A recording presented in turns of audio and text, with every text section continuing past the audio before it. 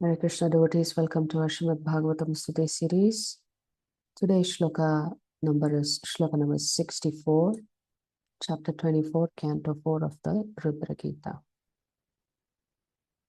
Srishtam svashaktyedamanupravishtaha Srishtam svashaktyedamanupravishtaha chaturvidham puramatmam shakena Chaturvidam puramatmam shakena atho vidustam purusham santamantaha Ato vidustam purusham santamantaha Bhunte hrishikairmadhusaragamyah. Bhunkte rishikeir madhusaragamyaha. Word for word meaning, translation and purport by His Divine Grace, Srila A.C. Bhaktivedanta Swami Prabhupada, Srila Prabhupada ki Jai. Jai. Srishtam, Srishtam, in the creation, in the creation, Swashaktya, Swashaktya, by your own potency, by your own potency, Idam, Idam, this cosmic manifestation, this cosmic manifestation, Anupravishtaha, Anupravishtaha, entering afterward, entering afterward, Chatuhvidham, Chatuhvidam, four kinds of four kinds of Puram, Puram, bodies, bodies, Atma Amshakena, Atma Amshakena, by your own part and parcel, by your own part and parcel, Atho, Atho, therefore, therefore, Viduhu, Viduhu, no, no, Tam, Tam, him,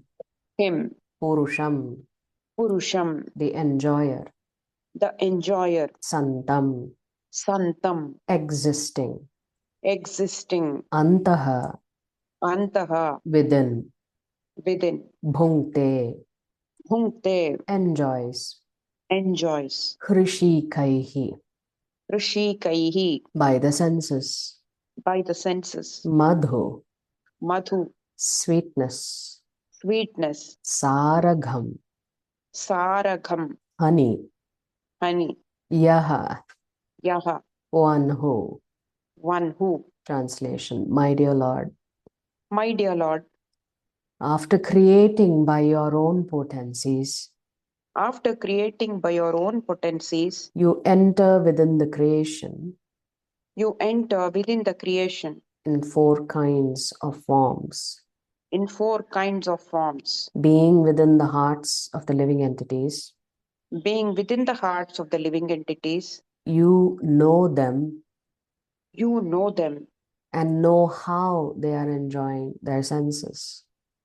and know how they are enjoying their senses. The so-called happiness of this material creation The so-called happiness of this material creation is exactly like the bee's enjoyment of honey is exactly like the bee's enjoyment of honey after it has been collected in the honeycomb. after it has been collected in the honeycomb.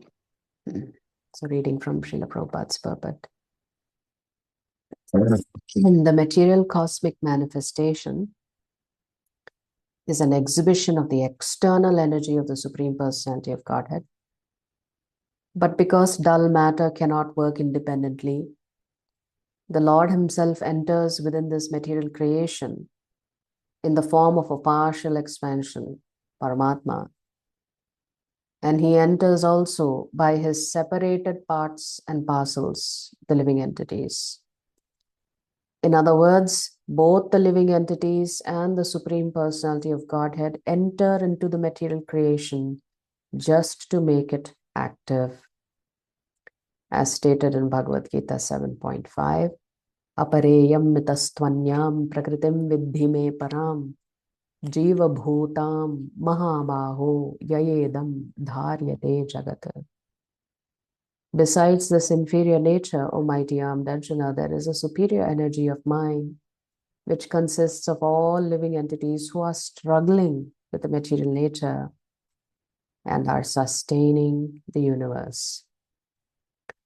Since the material world cannot work independently, the living entities enter into the material manifestation in 4 different types of bodies.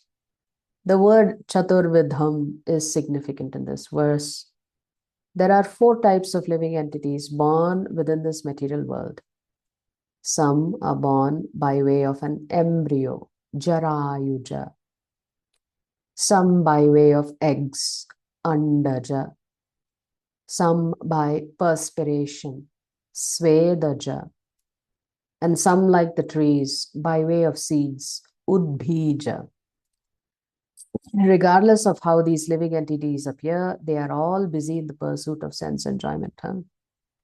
So Prabhupada is explaining what this Chaturvidha means. Chaturvidham means in this particular shloka that Lord Shiva is referencing to 4 different types of Jivatmas. That which is born of an embryo, that which is also called Dvija, twice born, because first there is a egg, then from the egg comes the Jiva.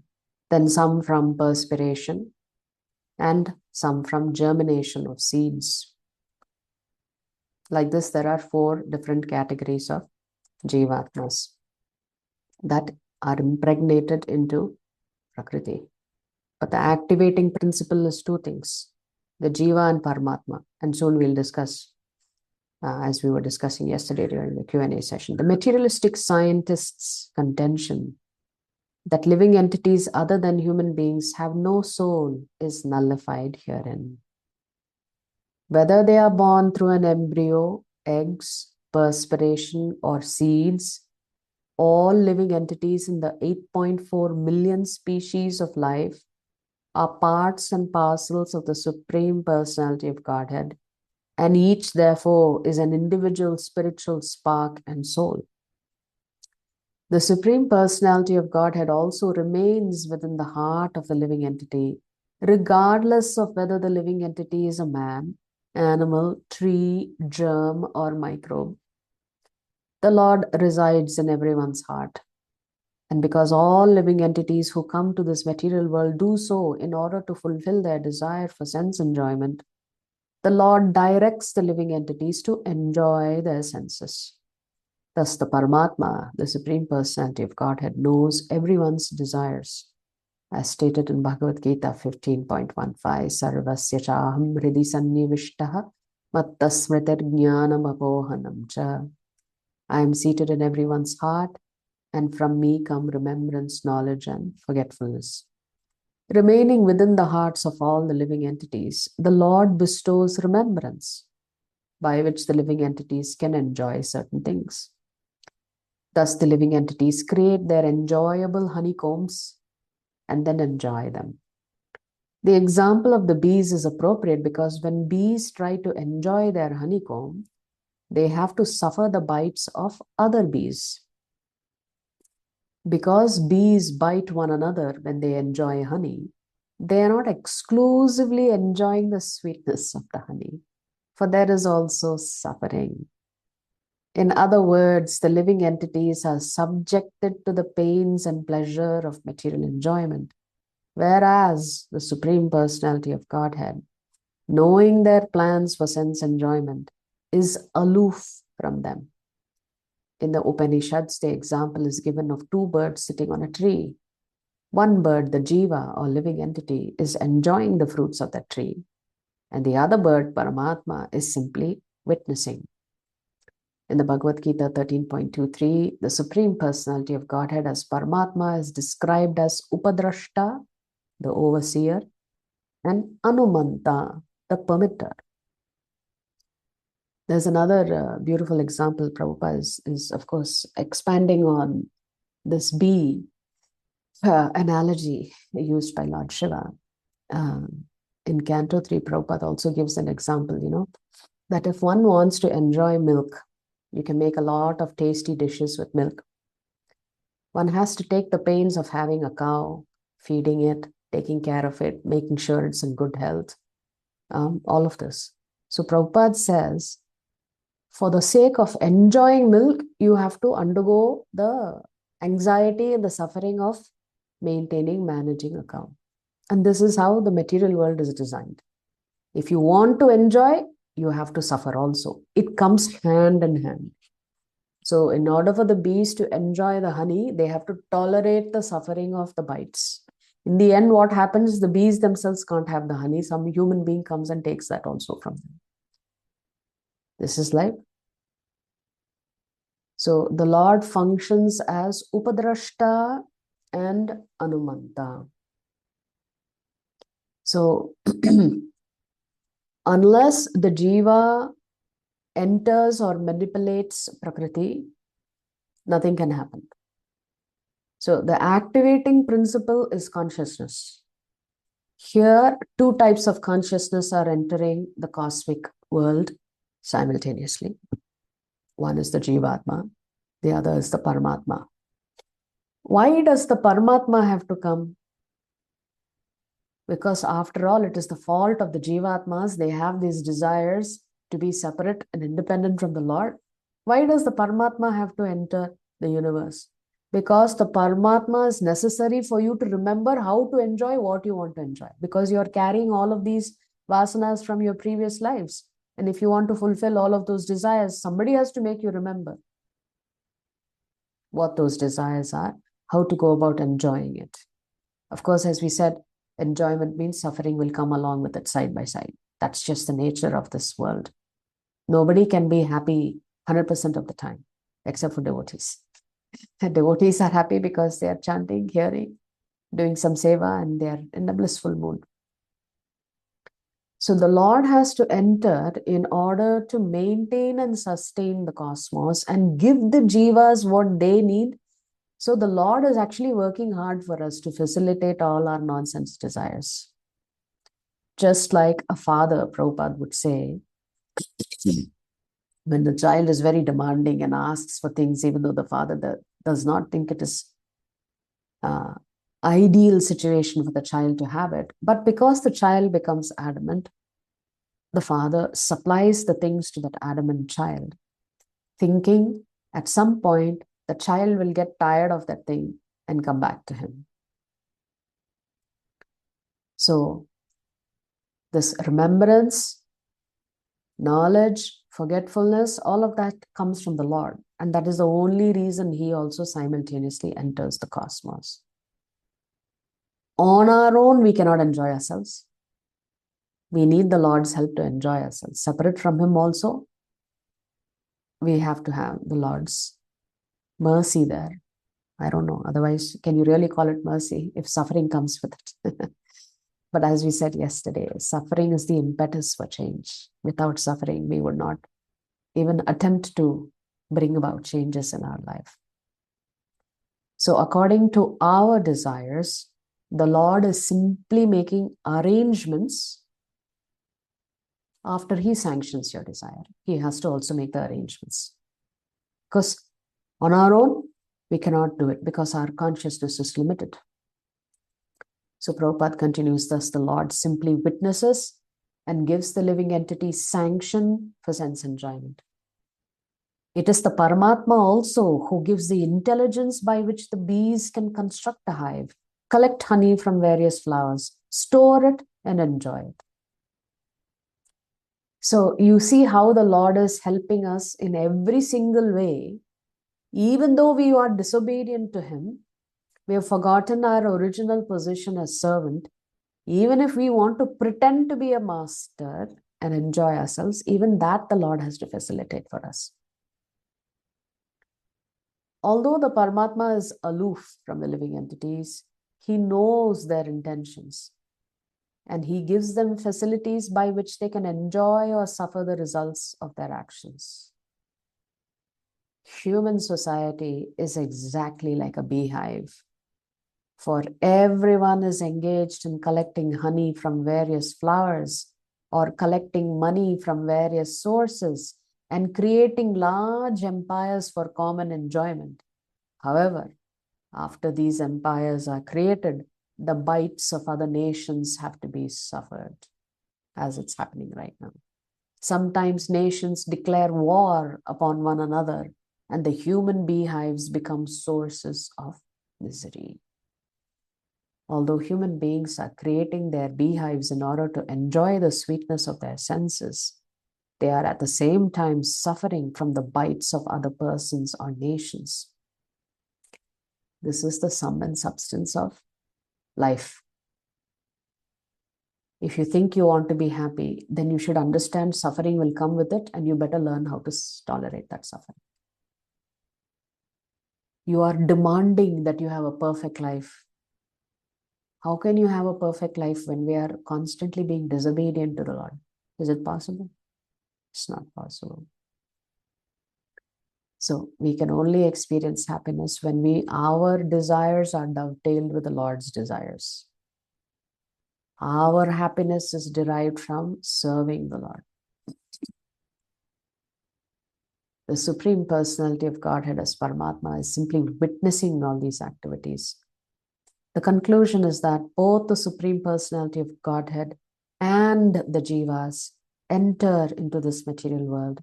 However, the Paramatma, or the Supreme Personality of Godhead, is worshipable because he has arranged for the happiness of the living entity in the material world. Because it is the material world, however, no one can enjoy any kind of happiness without inebriety. Material enjoyment means inebriety, whereas spiritual enjoyment means pure enjoyment under the protection of the Supreme Personality of Godhead. As we were discussing, typically the living entity's propensity is to blame the Lord when things go wrong. But the reason things are going wrong is the core problem is our disobedience. And the disobedience stems from our avidya. Ultimately, it is our ignorance that is causing us to experience all of this duality. Little bit of happiness, whole lot of suffering. Tiny bit of happiness, another whole lot of suffering.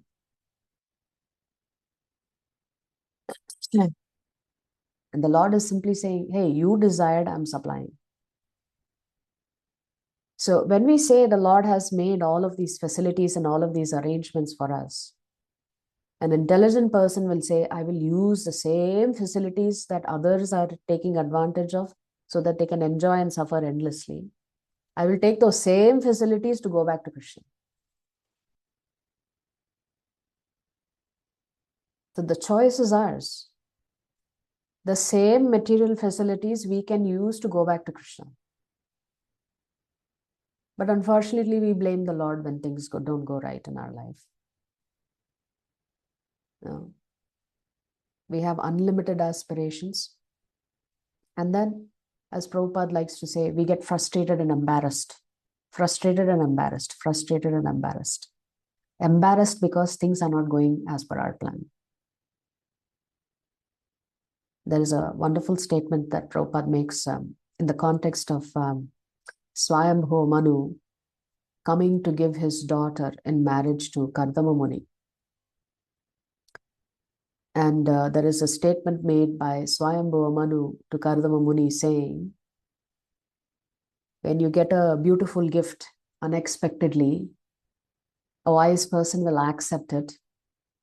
There is a saying, don't look a gift horse in its mouth, something like that. There is a saying in English. Prabhupada says, the best thing a devotee does is that even if they have a desire, Kardama Muni had a desire to get married because that was the instruction that he got from Lord Brahma. Now he is living somewhere in the forest, practicing great deal of austerities. Where is he going to go find a nice wife? But the Lord himself arranges for it. How did the Lord arrange it so beautifully? The Lord tells Kardama Muni, pretty soon, give it a few days, Swayambhuva Manu will come with his daughter and his wife, Shatharupa, along with the daughter, Devahuti. He will come bringing his daughter. You please accept that daughter as your wife. She is an ideal wife for you. So, If Kardama Muni had to follow the instructions of his father, he needed a good wife. And the Lord himself arranges for that. Yeah. So anyway, in that purport, Prabhupada makes a beautiful statement. He says, the best plan that the Jivatma can make is to accept the Lord's plan for them. That let the Lord make the final decision in your life. You don't independently try to make decisions on your own, because the Lord's plan is the best plan for you. This is that level of surrender for a devotee, you know. So, so this one personality, the Supreme Lord, is supplying the enjoyment for unlimited number of jivas in unlimited number of universes. The Lord has to remember who all had what all desires and how to help fulfill those desires. There's a shloka in the Gopala Tapani Upanishad that's with which Prabhupada cites very often. Nityo nityanam chetanas chetananam eko bahunam yo vidadhati kamam. In the sense that one sentient being, the Supreme Personality of Godhead, is taking care of unlimited number of jivas. How merciful is the Lord? Even if we are disobedient to him, he's so keen on making sure that we don't collapse. Okay, so you want to enjoy separately for me. Okay, fine, I'll make the arrangements. One day you'll get tired, maybe you'll turn around and face me.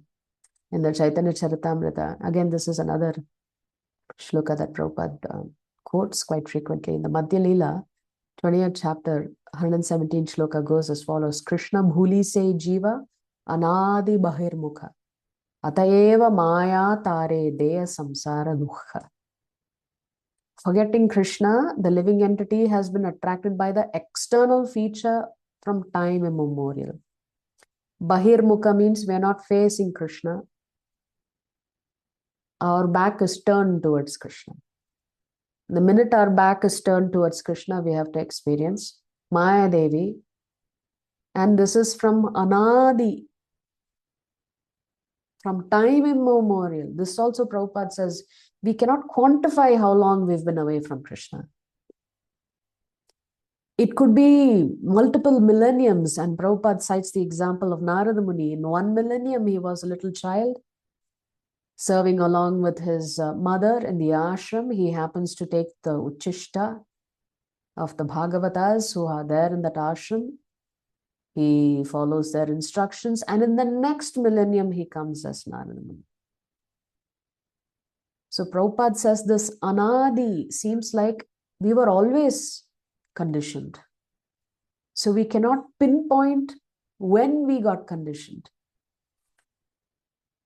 Therefore, the illusory energy Maya gives him all kinds of misery in his material existence.